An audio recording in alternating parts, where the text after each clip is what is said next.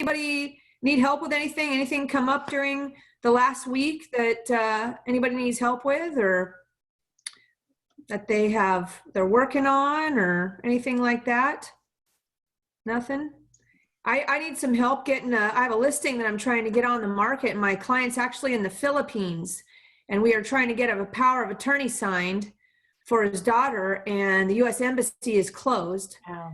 So we're kind of stuck waiting, because I think it'll sell fast. It's up in like 145th and Greenwood type area up in Seattle here, and just fearful. I'm actually still fearful that it will sell so fast.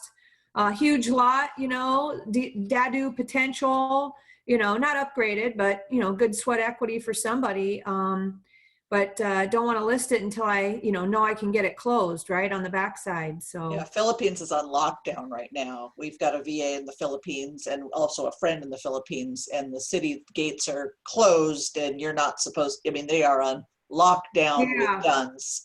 So yeah. Yes. And so I'm actually told them to check in. I agree. Right. And they're 5 hours from Manila at this point, but interesting to see if they're able to, they advertise, you should ask your VA for me. There's mobile notaries even in the Philippines.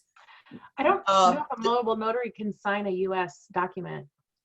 They and also it would kind of really depend on where, because the Philippines, of course, there's a lot of islands and right. Yeah. Well, yeah, we have, and then plan B is they actually can do it. I think like with a US cell phone, if they have the right documentation. At least that's what First American's telling me. So yeah, we have friends who've done mobile notaries for notes. We haven't done it ourselves, but where they've had a notary, and you have to show your driver's license and another piece of ID, and obviously your smiling face, and they go from there. So yeah. Seems like that would be the way to do it. Good stuff. Let me make sure nobody's texting me here to get on. Oh. Geez, you guys are like my good luck charm. I just got like a KV core lead, while we're sitting on here, which is our CRM here. So, well, we don't have any lenders on us right now. Is anybody hearing anything out in the lending world? Katrina, you hearing anything on your end? There's a few lenders that have said, yes, we're still lending. But a lot of them in the hard money side of things, a lot of them, you had the Flynn family lender in here last week, and I saw it, and they're still lending. Who'd you say? Flynn family lending? Yeah, you had them on here. They said they were. Yeah. So maybe Beth will jump on. Okay. But we actually have a deal we're working on right now. It's RSL in an opportunity zone in Seattle. So I'm vacillating. Well, I'm not. I'm getting it under contract, but in my mind, I'm just have a lot of uncertainty right now. Hey, John, will you put your mute on? John, put your mute on. Or Joe, can you mute him? There we go. So it's the existing home. We're picking it up for about what we could net on a sale of the existing, and then get 3 or 4 townhomes on the land behind it. So, nice. So good stuff. So what shape is the house in front in? Is it? Great. We wouldn't need to do anything. So yeah, it's in really great shape. They had to move to Kentucky in the middle of all this. So what do you do? I'm just wondering who else is picking things up and how they're analyzing them. Yeah. Anybody want to pipe in? Yeah, so I got these 2 incredible deals. I literally bought the same exact house in November last year for $100K more. And that house is now a different house, of course, is $495. And I'm so tempted to do it. I just don't know. I'm in like an analysis paralysis phase. I don't know if where the market's going to be, when the shelter in place is going to be lifted, so I'm just struggling to. Why don't you bring on a partner on that one, Lika? So, in case if you're nervous about it, move forward and share the pain of, what you're nervous about. You guys know what you're doing. I do have a private lender. My only concern is if we can't build on this home for another 3 or 4 months, and then I'm stuck with this home in December, like Thanksgiving timeframe, what would that look like? But they're killer deals. So I might just bite the bullet and do it. I don't know. Beats me. I just closed on a home. I think I closed on it. I sent the funds yesterday for a house in Georgia for $50,000. It's a 2,400 square foot brick house near the university and hospital. So I think about $1,300, $1,200 in rent for it. But Super sweet. what's that? I said super sweet. Yeah, but I was actually kind of wondering the same thing. Like for a while, I was wondering if I should even close on it because there's a lot of people predicting that there's going to be a housing crash in the future. But a lot of people said just go ahead and buy it because you don't want to try to time the market. But I think I'm going to hold off on buying more properties. And one thing I did have a problem with because of this coronavirus is I couldn't get an inspection on it because the power company, they're not doing inspections right now. So I kind of had to buy it without, doing a full inspection on it. But I'm kind of also thinking like right now I'm just going to hold off for a little bit and kind of see what happens to the market before going ahead and buying more properties.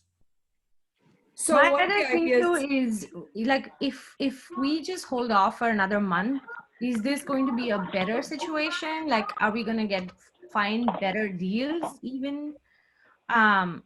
So like, and have also a better understanding of where this market's headed. I don't know. Hey, Katrina, you might be able to jump in on this, but I think people should be trying to take control of properties right now with options, or maybe just use terms like you don't have to close until, I know we're talking about like projecting forward or forecasting how the market's going to perform.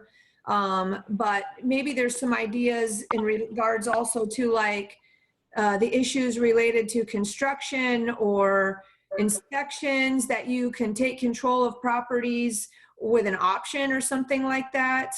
And then have it closing be contingent upon, construction opening back up.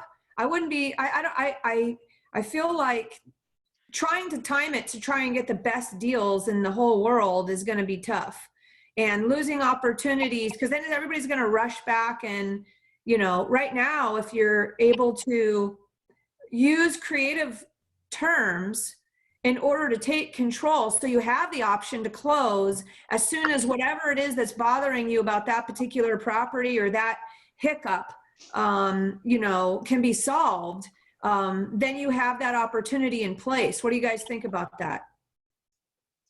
Yeah, for sure. On the one that we're working on, the one I'm working on right now that I was talking about, we are putting in a 45-day feasibility and not closing until August, the end of the third week in August, just to make sure we've got plenty of time to get through all that. And of course, use the 22 FM or whatever the new form, the force majeure form is. Right. But tying things up on an option, especially in development, I think sellers may be even more willing to do that right now. I was just talking with John, my line guy, on the phone right before this call, and he's working on two right now that he's looking at potentially tying up in options. It's the development, it's long-term development next to on some adjacent parcels to what we're working on in Shoreline. And they want to stay in the house for another year or two. And so that's perfect. We'll tie it up now, especially with the uncertainty. They want some security. Yeah. So that's what we're hoping for. Hey, Nee, you're out there. You want to pipe in and let us know what you're seeing out there in the lending world? Yeah, can you guys hear me? Yeah. Cool. It's still tough right now. We're still helping clients trying to find reliable lender, and there's not that much. You either have expensive or unreliable at this point. And even there's lenders still lending, but there's things they're not lending on, right? Their whole product set isn't as large as it was before. So things like new construction, the long-term rental loans and commercial are basically all gone, or they're at a point where it doesn't make sense, right? Like I'm seeing rental loans at rates where hard money used to be, and they have a 3 to 5 year prepayment penalty. So there's no point in getting, you know, a long-term rental loan at 7-8%, and you can't pay it off for 3 to 5 years. On the conventional side, I've been following conventional a little bit more. So the Fed, I heard yesterday the Fed in the afternoon stopped buying MBS,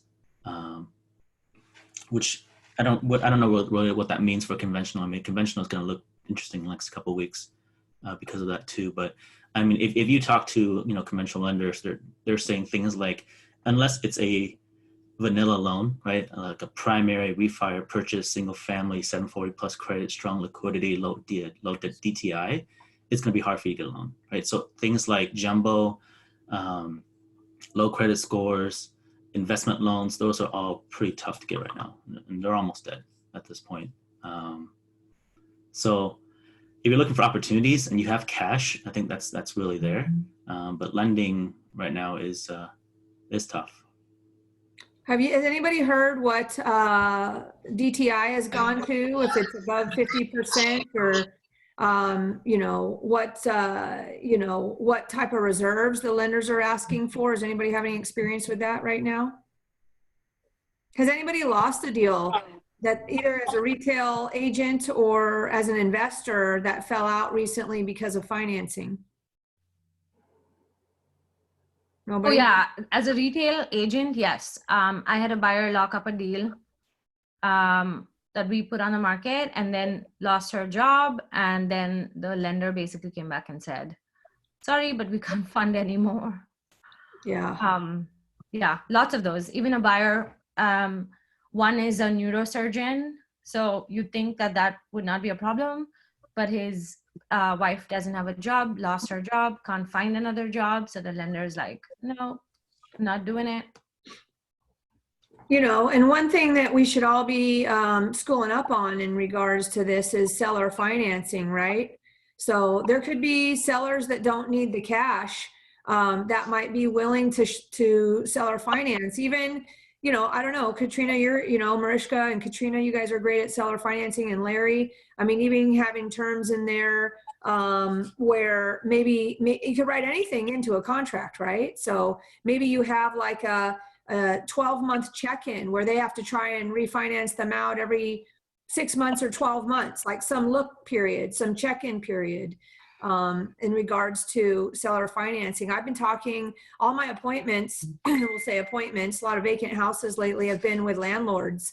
And, you know, I have been talking to them about seller financing, basically showing them the cash offer option if it's, you know, a beat up rental house versus a listing versus selling on seller financing. And the cash option that I am discussing with them is like, you know, some type of seller financing, right? Where maybe they're going to get paid 8% and carry a note back or something like that, which is cheaper than, you know, hard money even. And that allows me to get closer to the price, you know, that they'd sell if they listed it for sale, right? Maybe they're, instead of having like a $40,000-$50,000 difference, it can get me to like a $20,000 difference, which they might take just to be done, right?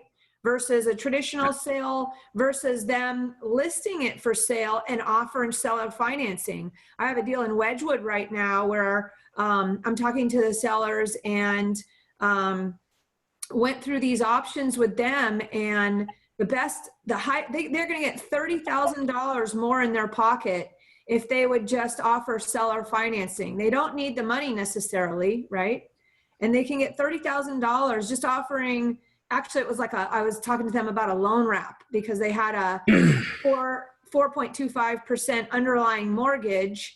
And I was suggesting that they do a loan wrap and charge 6%.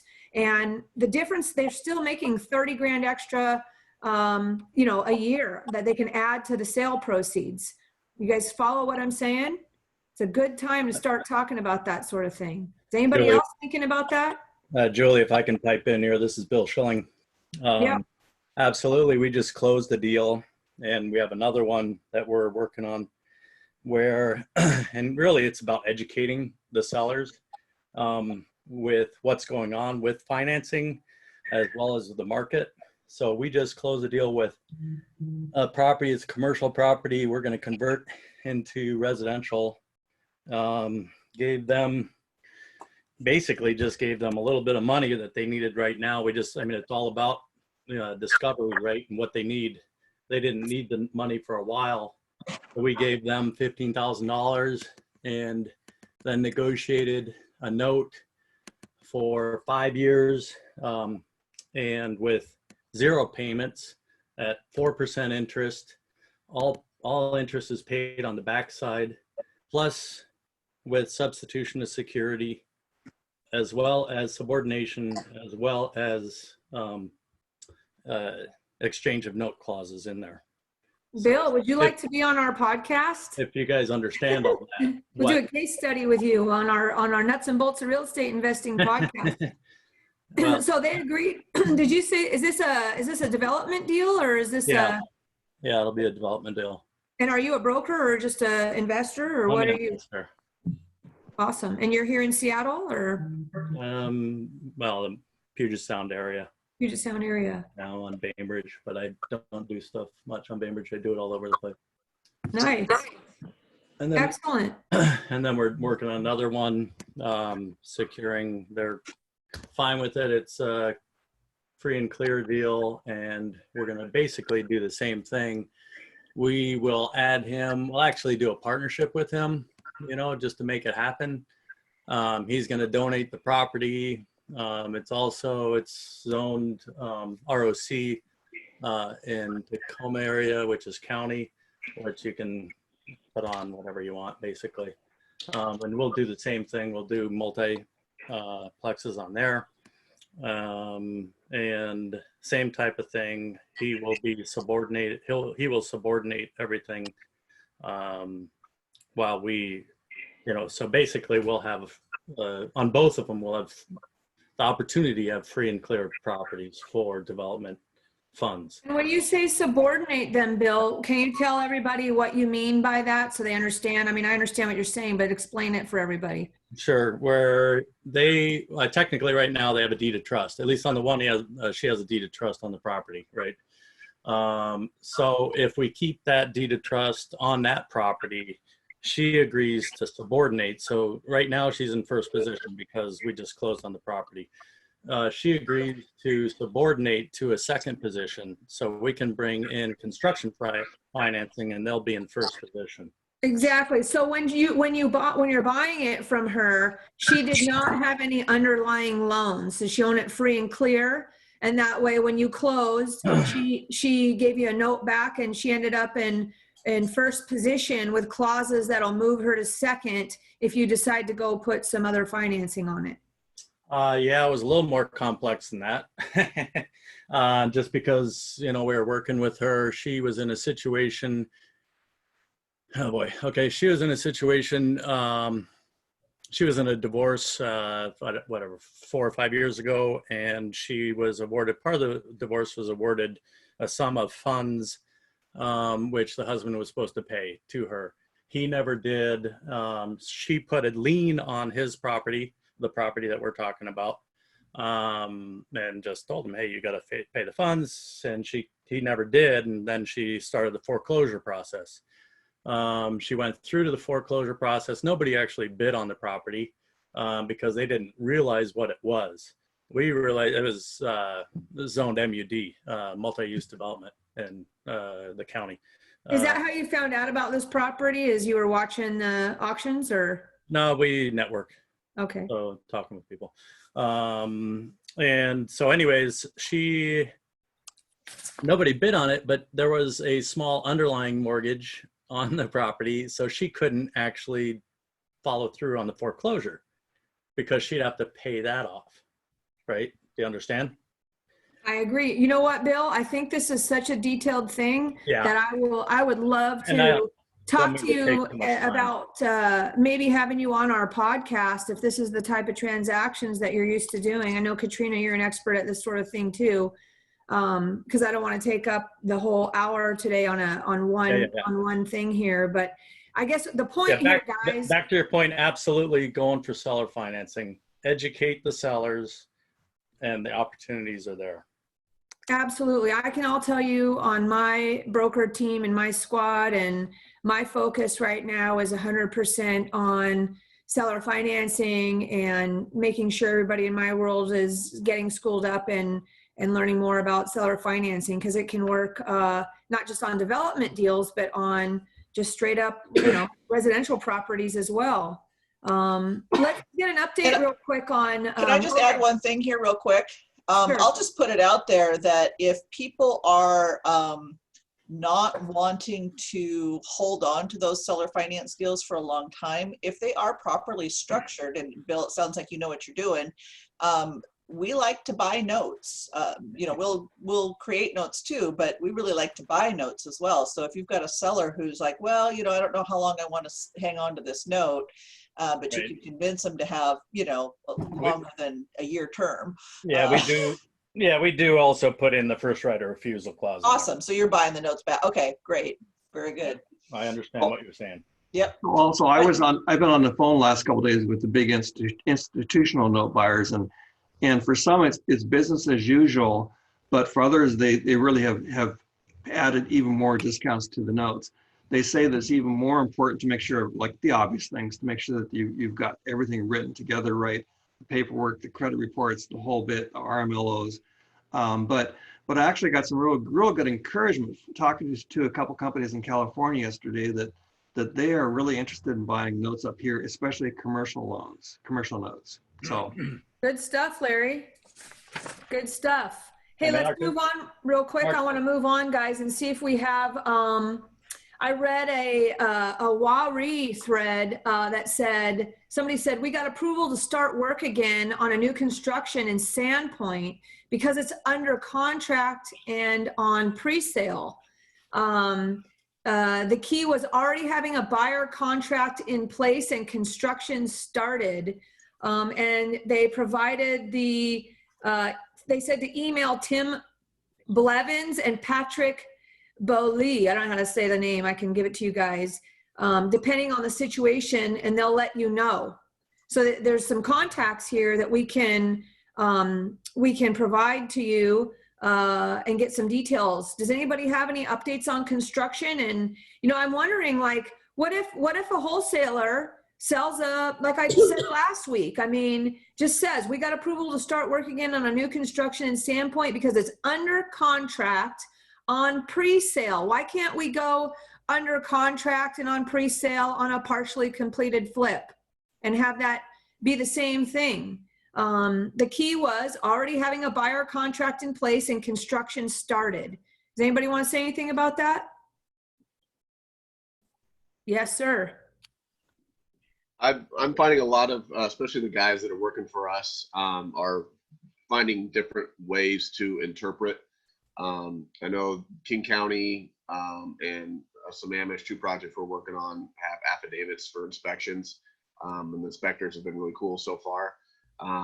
But from other standpoint, as far as flips go, I know that construction is allowed for essential businesses. And there's an interpretation there that if your entity is a real estate entity with the purpose of selling the real estate, that construction is supporting that essential business and should be allowed. Where did you get that info? Is that like in writing somewhere? Or? No, just discussions with a couple real estate attorneys and what their clients are doing, and how it's not necessarily all the entity or the municipalities that I have spoken with have essentially said that they are allowing for the contractors and the homeowners to essentially use their discretion. So, you know what I'm going to try and do is maybe I'll try and get this Tim Blevins or Patrick, I'll call him Patrick B, on here next week. Maybe we can. Why not? You don't get what you don't ask for. Let's see if we can get him on here and hear it straight from the horse's mouth. You guys, should I try and do that or what? So I don't know if it's the same Tim Blevins. Tim Blevins is my brother-in-law. He's inspector for the city of Seattle. There you I can give him a buzz. give him a buzz, Bill. But I don't know if he's not doing any development in Sandpoint, but maybe he's the inspector on it.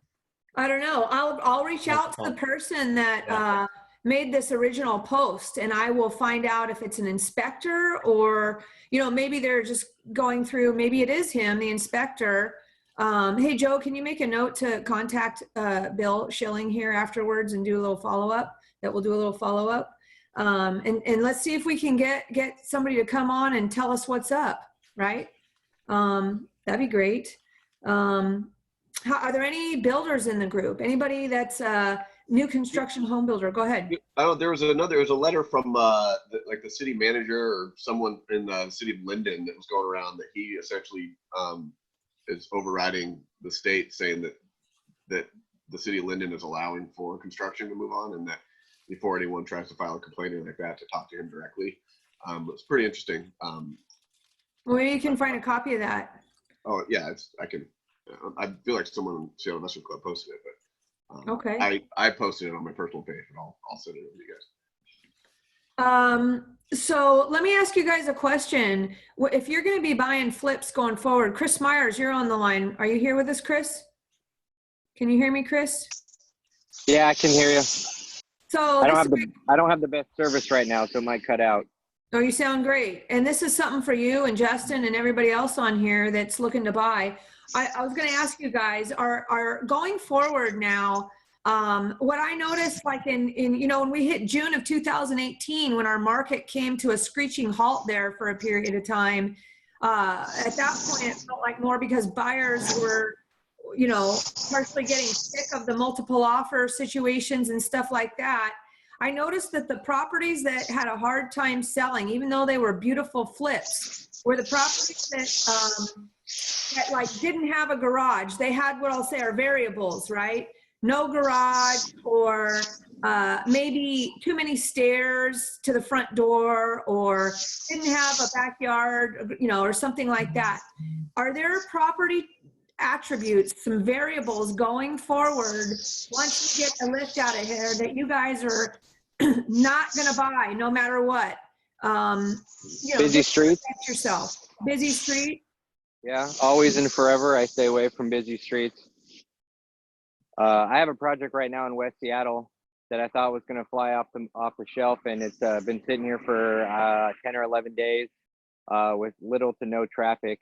Well, that's because nobody can get there. Isn't the bridge closed? Yeah, so that's a big part of it. And then also the deal killer for 3 of the potentials was there's a shared driveway. Okay. And the shared driveway is just an access easement to the garage. So they can't actually park in the driveway. They can only drive to and from the garage. And so it's all 3 buyers that were potentially interested walked away because of that. Yeah, I think that buyers are going to be super picky, really, really paying attention to not having any variables. I don't think I would, if I was flipping right now, I wouldn't buy something that doesn't have a garage. I think I noticed last time that those sat. If you didn't, could be the same exact property, flipped just as nice or just as beautiful next door to each other. Or in the same area, and the ones that didn't have a garage were just sitting there. Anybody else have any comments on this, on things they're thinking about?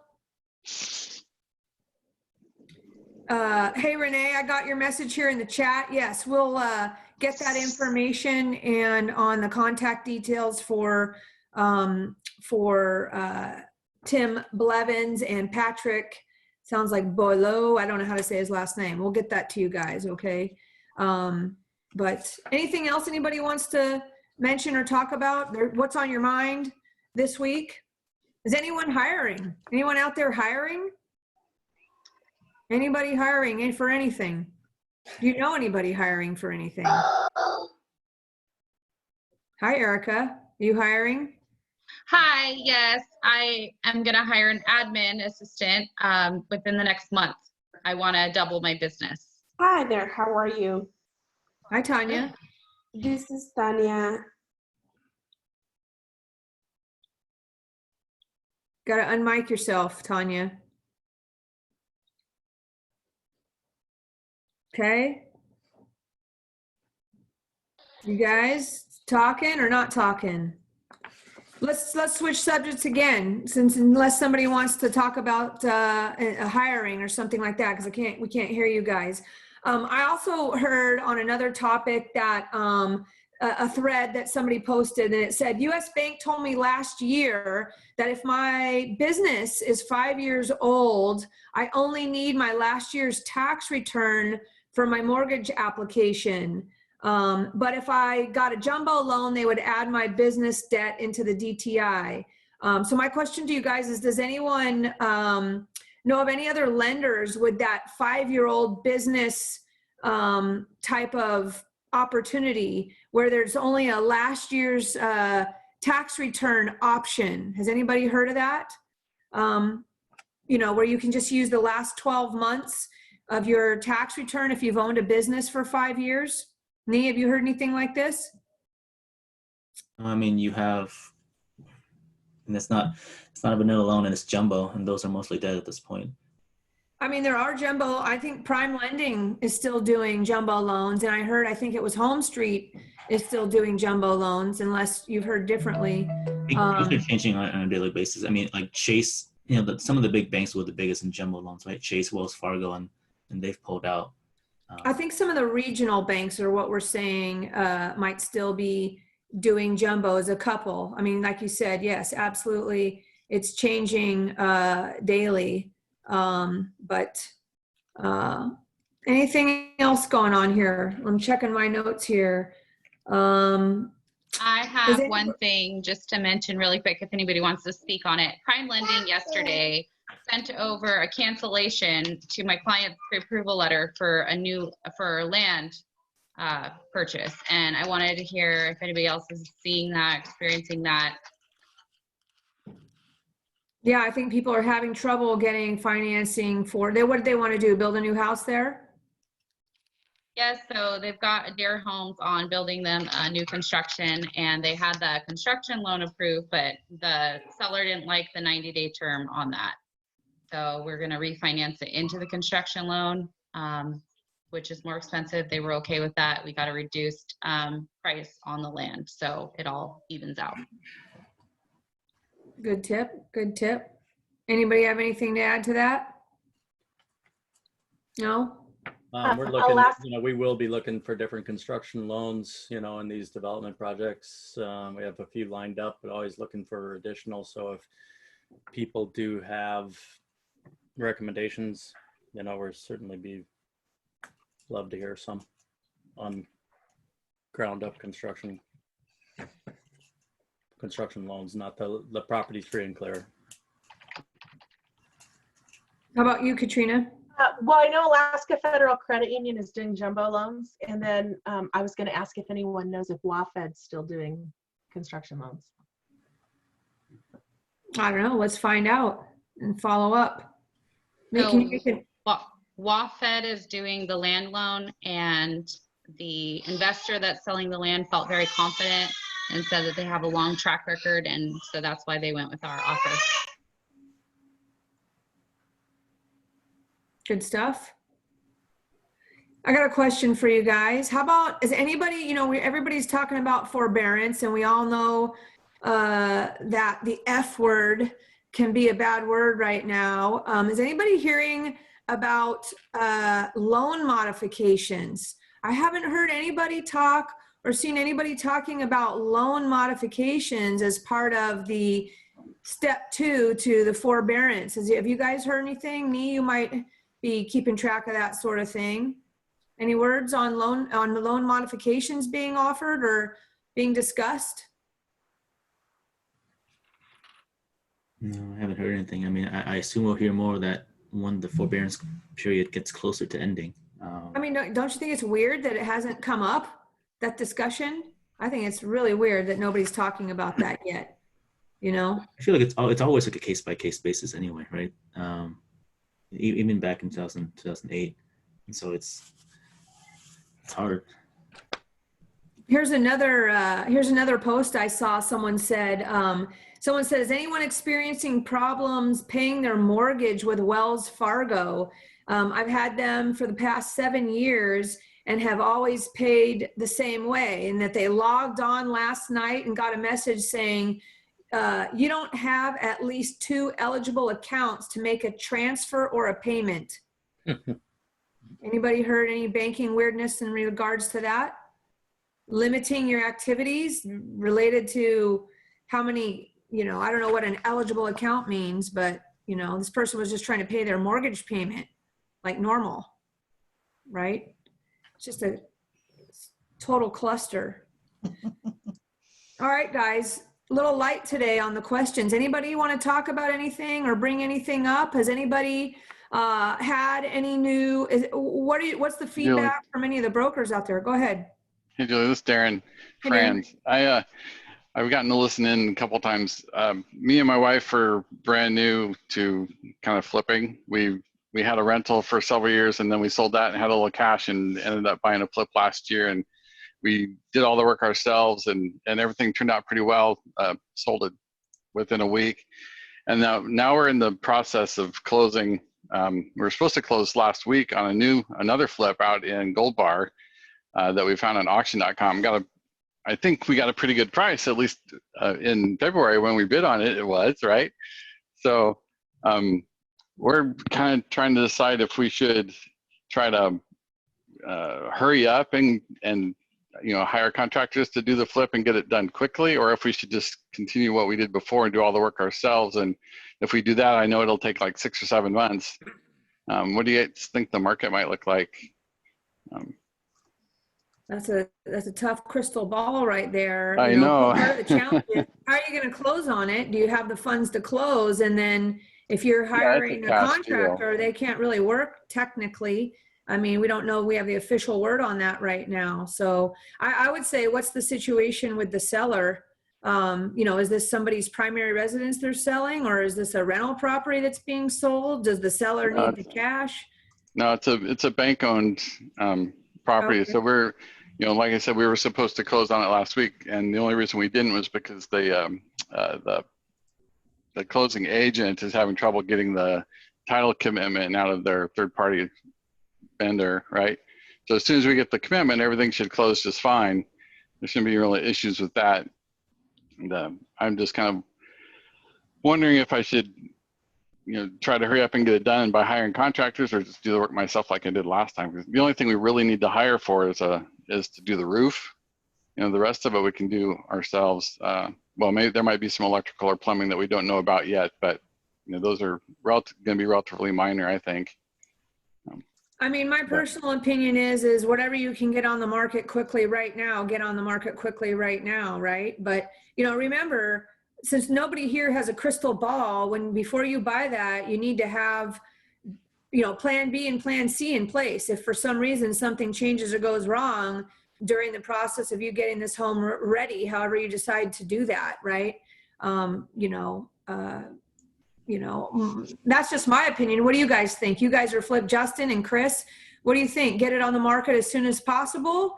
Yeah, Darren, in my experience, especially when I started out, I was handling everything on my own as well. And I stubbornly, but finally realized that the holding costs and what I thought I was saving by doing the work myself didn't actually pan out. Yeah. even though I was doing it full time, there's just guys that are quicker, and you get more than one guy in there. It actually saved us money because our holding costs were less. And you know, I don't know if you're doing hard money or, you know, high interest, or if you're doing conventional to it's actually mostly cash. So yeah. Yeah. So it's just, in my experience, it's just nicer to get it done, and whether you're going to rent it out or flip it, that's just money that you're leaving on the table, you know, for 2 months that you could be getting paid on. So I agree. Another option would be to try to find another flipper who's less risk averse or has more cash in the bank or something, and try to just turn it right away to another flipper. If you're getting a super great deal, another option is just to clean it up a little bit and list it on the market, right? Close on it, clean it up. I call that's my favorite thing.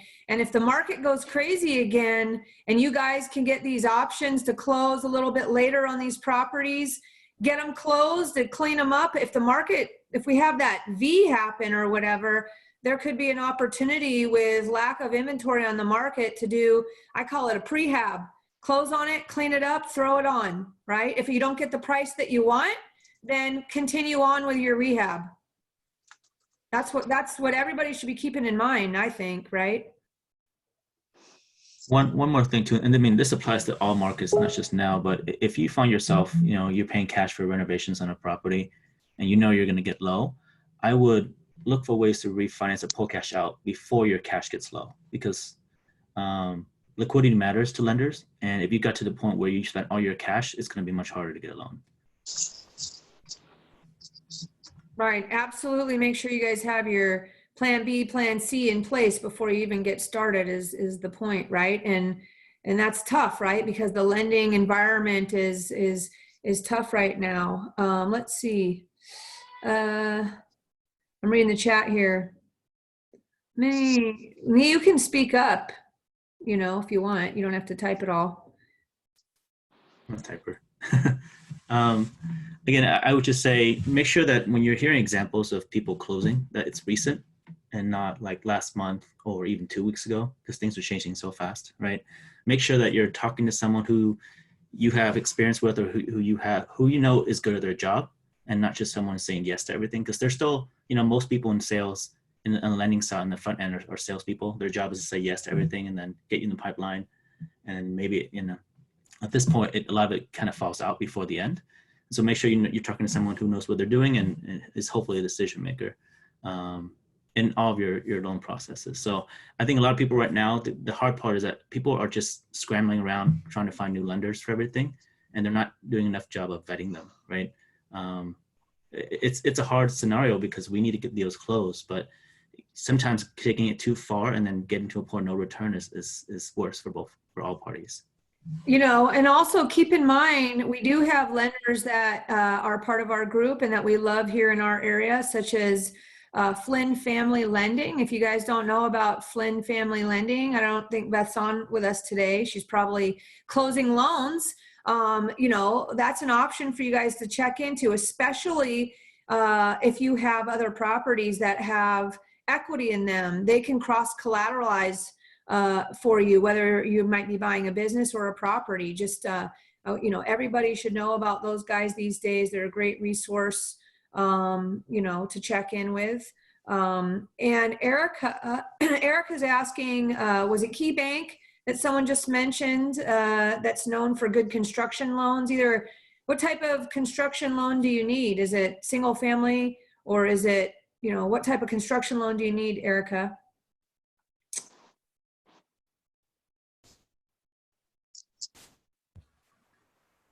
Single family, she says.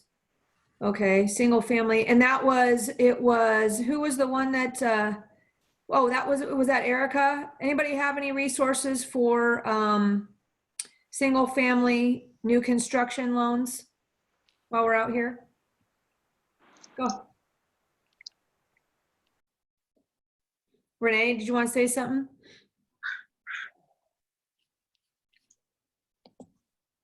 Gonzalo, looking good, brother. Anybody have anything to add to that? We'll just keep moving on. Okay, guys, I don't have a lot. It's about 12:18 right now. We don't have any of our, go ahead. I just put a link into the chat box there. It's for a webinar that's happening tomorrow for Collective Genius. And if you're not familiar with Collective Genius, they're the guys that they do like 500 deals a year, each one of them. And it's like pay like $30,000 to be a member per year to be a member of this group. And there's going to be Jason Medley, John Burns, and Frank Cava.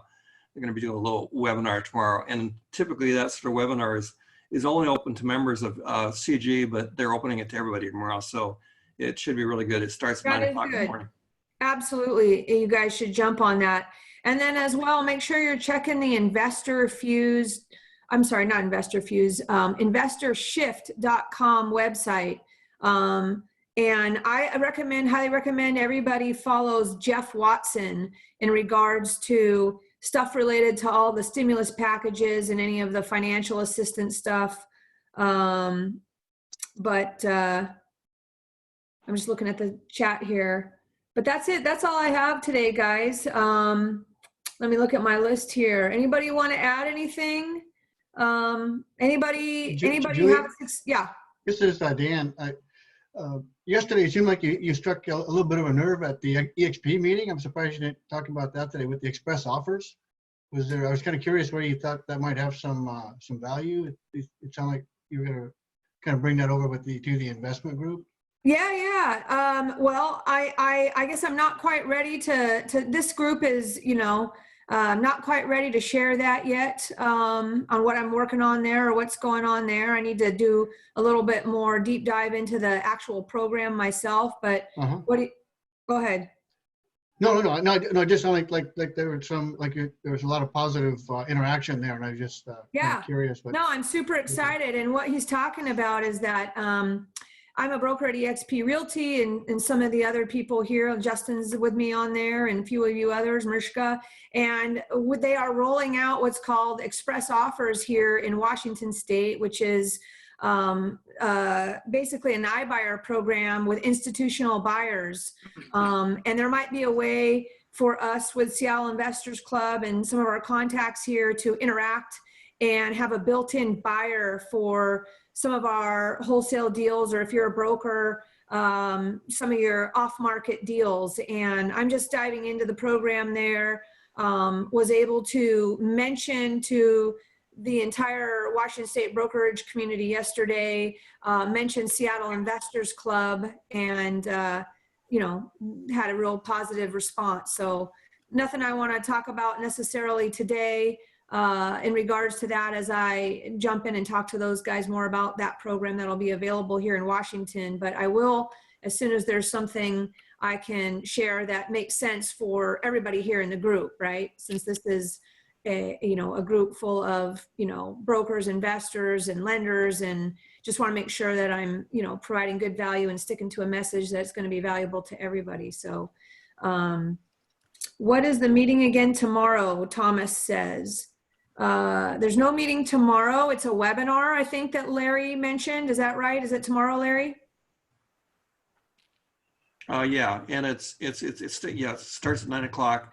It's basically the topic is what will happen to the real estate and lending markets in 2020, and how you can position your real estate business to capitalize. And if you haven't heard of Jason Medley, he's an awesome guy, great speaker, and really knows his stuff. So I agree, highly recommended. And so Larry's link is just, you go to thecollectivegenius.com, and it's a webinar called Housing Predictions Webinar. We'll have it out here in the chat. We record these meetings and provide all the links back. It'll be available to you here once Joe gets that out, or maybe Joe, you can grab it off here and you can post it in the Seattle Investors Club Facebook page so everybody can get quick info on how to do that. But is anybody, anything else anybody wants to add? Anybody have a win? We gotta celebrate each other. Anybody have a win? Question about, where do you find Investor Shift? Yeah, you just go to investorshift.com. Okay. Yep. Go to investorshift.com. I also highly recommend our friend Natalie Colati. You spell her last name Kolodij. Man, is she dropping some seriously great nuggets for us in relation to taxes and some of the benefits and some of the myths, and just some really direct, straight to the point stuff. If you we did a podcast with her, podcast number 90. Joe, maybe you can drop that in here somehow. Podcast number 90 on the Nuts and Bolts of Real Estate Investing podcast would be a great introduction to Natalie on the types of info that she shares, but super impressed with her in regards to helping us navigate taxes and benefits going forward regarding laws that are changing, and how that might be beneficial to us as investors or brokers as well. So, but that's all I got for today, guys. Anybody have, last thing, anybody have tenants and any feedback you're getting about your May rents so far? Anybody reaching out, or is everybody silent? And we collectively as a group, everybody fared quite well with their April rents, I feel, at least in the A and the B properties, and the C-class properties were more challenging. I actually just today, right before we jumped on, I got a lease signed for higher rent than I've had in the past 2 years down in Ballard. So that's a good thing, great jobs, jumped on it, no problem, as of May 1st. And they even don't even want to move in as of May 1st. And they grabbed it, and I told them they had to start paying May 1st, and they agreed. So Michael Wong, go ahead, Michael, if you want to state that. I just said that I have a place coming on in June in Linwood, and I'm not really sure where to start or how much to ask for rent, because we were getting pretty good rent from a tenant that we had in there for the last 2 years. I wouldn't drop it. What's the consensus? Anybody who's out there? I don't think you need to drop it. Did he say Redmond? Linwood. Oh, Linwood. Yeah, probably not drop it there either. Yeah.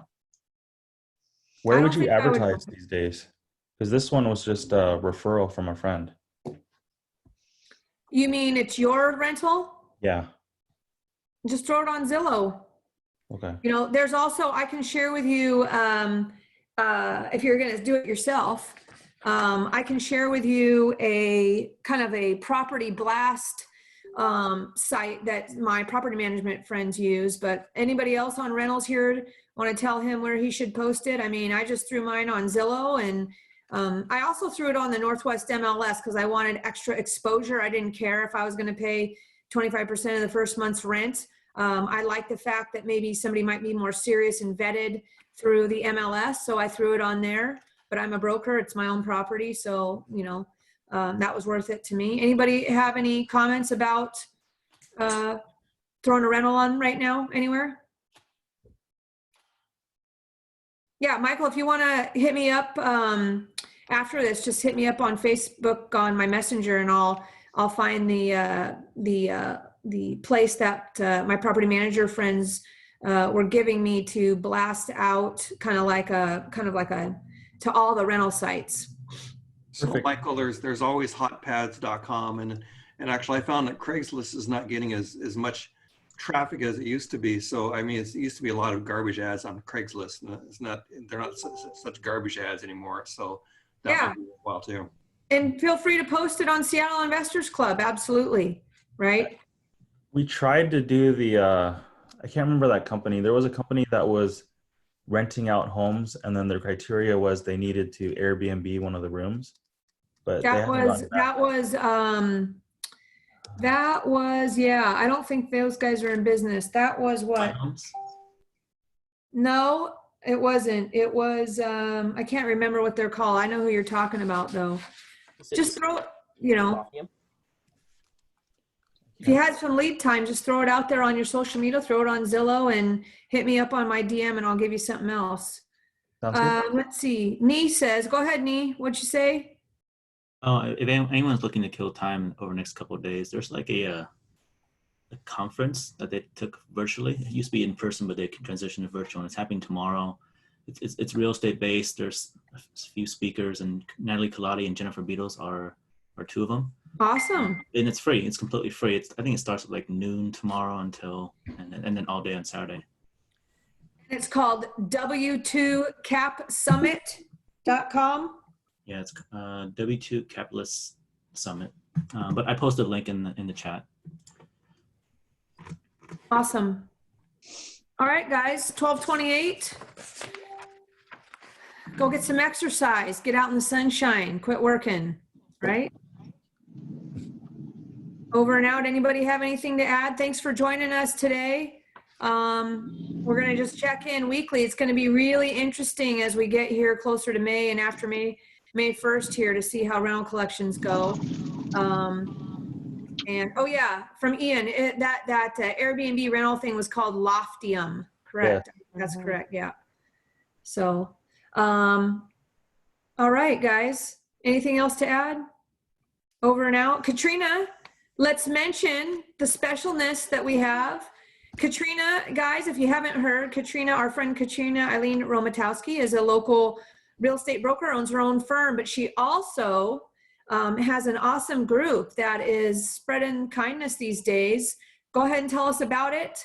We're going to be putting this on the Seattle Investors Club website as well, help spread the word. And we're so glad to have you as part of our group, Katrina. Let us know. Oh my gosh, thank you for sharing that on your site. It's a Facebook group called #RealKindness. And what we're doing, we have about 1,300 members now over the past 2.5 weeks.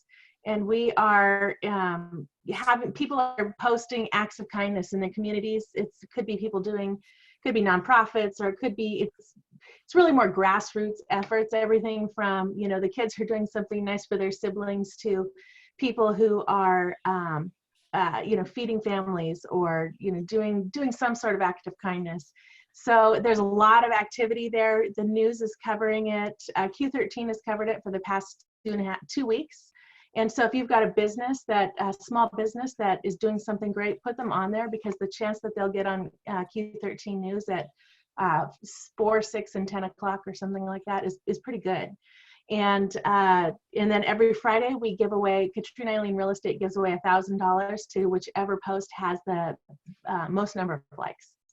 So it's pretty huge. exciting. It's a lot so of really great things are happening there. Awesome. Excellent stuff. All right. Let's see. Last couple questions. And thank you, Katrina, for being cool. We should all be cool and kind. And the message, right now is basically just to be helpful. So you'll go so much further in your business. For my whole team and all the brokers I'm talking to, I'm starting a challenge with them on Friday. Some of you are finding this out now that are on my team. And that I am going to challenge them to reach out to people that have been in their homes a long time, simply with the message of, did you know you might qualify for a real estate tax exemption? And if all of us do it, we're in all different counties. I want to see the feedback that we get from the sellers. We're going to talk about how to identify who those sellers are and how to contact them. And everybody, I'm challenging us all to do that. It's a message of hope, of help, and it starts a conversation. And then, with all of us doing that, we're going to get the feedback on what kind of messages we're getting from these sellers. And so, if you hang out with me outside of Seattle Investors Club, you can start thinking about that. We're going to talk about that more tomorrow, but just messages of helping. I'd love to hear if you're a real estate broker or you're an investor and you're reaching out to sellers, we don't have to do it today, but next week, I'd like to hear, I think we'd all love to hear and share the messages that we're using that are helpful to start conversations. We're not trying to be opportunistic and gross. We're trying to have a win-win-win for everybody. And the fact of the matter is people need help.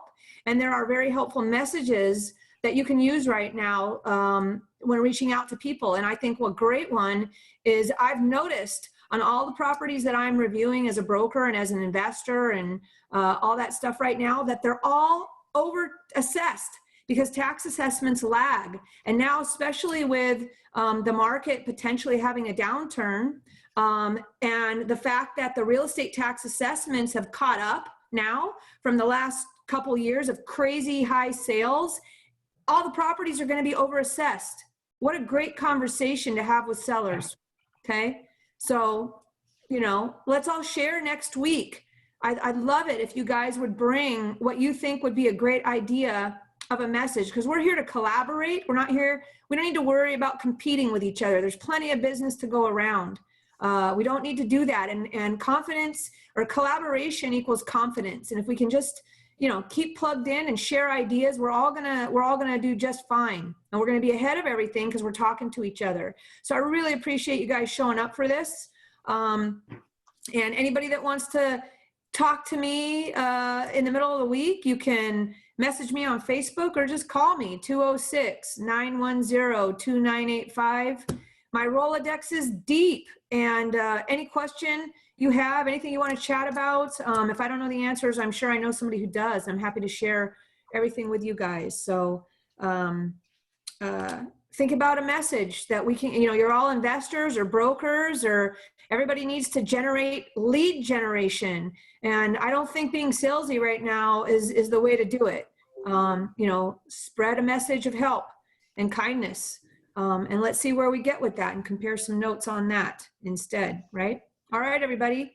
Peace out. Everybody thumbs up, thumbs up. Thank you for showing up. Did you get my thumbs up?